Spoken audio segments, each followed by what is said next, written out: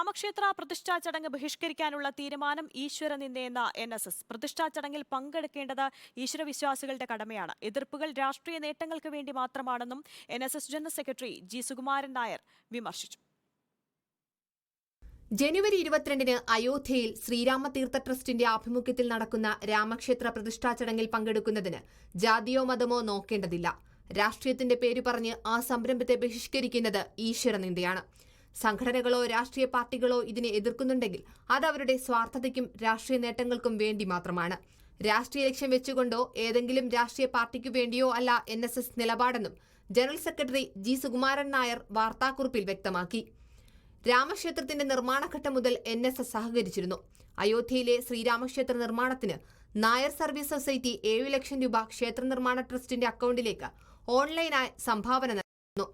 വിശ്വാസത്തിന്റെ ഭാഗമായാണ് നടപടിയെന്നും രാഷ്ട്രീയമില്ലെന്നും NSS നേതൃത്വം അന്ന് അറിയിച്ചിരുന്നു.